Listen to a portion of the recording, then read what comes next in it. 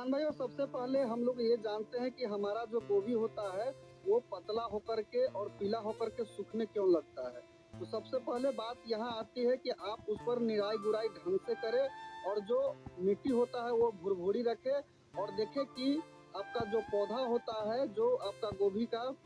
पौधा लगाए होते हैं, उसके साइड में जो मिट्टी होता है वो साइज में बड़ा नहीं होना चाहिए और भुरभुरी होना चाहिए और नमी ज़्यादा नहीं होना चाहिए और ज़्यादा ड्राई भी नहीं होना चाहिए। निराई गुड़ाई समय पर करते रहेंगे तो ये जो बीमारियां हैं वो आती नहीं है। जब आ जाती है इस बीमारियां को तो दूर करने के लिए बहुत से ऐसी दवा है जिसे आप कर सकते हैं, लेकिन अगर आप जैविक विधि से करना चाहते हैं तो वो आप अपने हाथों से निराई गुड़ाई कर करके या मजदूरों लगा करके करवा सकते हैं। किसान भाइयों, जब हम लोग गोभी लगाते हैं तो ये जो बीमारियां होता है लगाने से लेकर के और 20 से 25 दिनों की अंदर में ज्यादा देखने को मिलता है। हो सकता है कि आपको ये 30-35 दिनों तक ये जो बीमारियां होता है वो ज्यादा असर रहता है। उस समय ऐसे होता है कि जिस समय आप गोभी लगाते हैं उस समय लगाने के बाद जो उसमें पानी देते हैं तो उसके बाद क्या होता है कि ऊपर से धूप का जो प्रकाश पड़ता है और नीचे से जो पानी का जो आप दिए रहते हैं उसके जड़ में, तो वो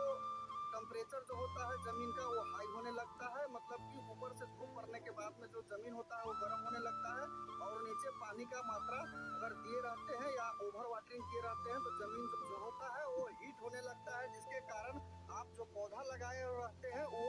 जो हीट होता है, गर्म होता है, वो सहन नहीं कर पाता है, जिसके कारण जो होता है बहुत से ऐसे पौधे होते हैं वो गलने लगते हैं। और ये जो होता है किसान भाइयों की जरूरी नहीं है कि स्टार्टिंग में तो ज्यादा होता ही है और 20 से लेकर के और 40 दिन के बीच तक जो होता है ये देखने को मिलता है। तो जो धीरे धीरे देखेंगे कि टाइम ज्यादा लेने लगता है तो पौधा सूखता तो नहीं है पर उस पौधे में इस तरीका का जो बीमारी होता है वो पकड़ लेता है, जिसके कारण वो पार जल्दी से नहीं ले पाता है और उसी के कारण जो होता है कि इसमें देखेंगे कि फ्लावरिंग ठीक से नहीं आ पाएगा, जो तना होगा वो पतला रह जाता है और तना में जो देखेंगे कि जो डंठल सब लगा रहता है, जो पत्तियां रहता है वो मुड़ा मुड़ा सा वो दिखने लगता है, जिसके कारण जो होता है आपका गोभी में जो भारी गिरावट जो होता है वो आने लगता है, देखने को ये मिल सकता है। ये आम बात है, यही एक कारण होता है जिसके कारण जो होते हैं कि ये पौधा जो होता है पतला हो जाता है और सही से फूल और फल नहीं आता है। तो उसके लिए मैं एक दवा लेकर के आया हूँ, उस दवा को इस्तेमाल करके बीमारियां दूर कर सकते हैं।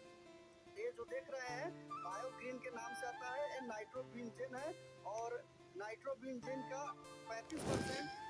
भी जो आता है उसका स्प्रे आप कर सकते हैं और ये दवा जो है 20% में भी आता है और 40% में भी आता है। ये जो अभी देख रहे हैं बायोग्रीन ये 35% में है। तो ये नाइट्रोबिंजिन का जो स्प्रे होता है वो आप अपने गोभी पर कर करके काफी हद तक आप अपने गोभी को ठीक कर सकते हैं। इसको छिड़काव करने से आपका जो रूट होता है, ये एक जो होता है किसान भाइयों ये प्रोटीन है और इसके छिड़काव करने से जो आपका गोभी का रूट होता है वो मजबूत होता है और रूट के द्वारा ही नीचे से जड़ से और तना में जाता है और तना से दवाई जो होता है जो सभी प्रकार के जो पोषक तत्व होते हैं वो प्रोटेक्ट पत्तियां तक करते हैं और फूल बनने में काफी मदद करते हैं। और किसान भाइयों इसको इस्तेमाल करने से आपका जो पौधा होता है गोभी का वो जो होते हैं हरापन हो जाता है, डंठल जो होते हैं वो मोटा होने लगता है। इसका काम ही यही है, जो इसका अंदर जो जमीन के अंदर पोषक तत्व होता है वो पौधे तक पहुंचाता है और प्रोटीन के काम जो होता है उस पौधे में जो कमी होता है ये प्रोटीन पहुंचा करके और पौधे को हरा भरा रखता है। और किसी भी वेजिटेबल पर इसका स्प्रे आप कर सकते हैं और स्प्रे करने का जो इसका डोज होता है वो भी मैं बताऊंगा।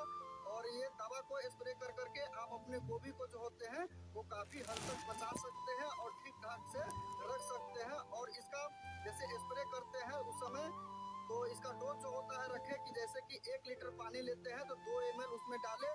और 10 लीटर पानी लेते हैं तो 20 ml डालें। अगर 15 लीटर पानी लेते हैं तो 30 ml डाल करके और मिक्स करके आप जो होते हैं आप अपने गोभी के ऊपर इसका स्प्रे कर सकते हैं। तो इस प्रकार से जो होता है नाइट्रोबिंजिन का इस्तेमाल जो 35% बीबी में आता है उसका आप कर सकते हैं और अपने गोभी पर करने के बाद देखेंगे जो आपका गोभी होता है वो हरा भरा होता है और फिर उसके बाद जो इसमें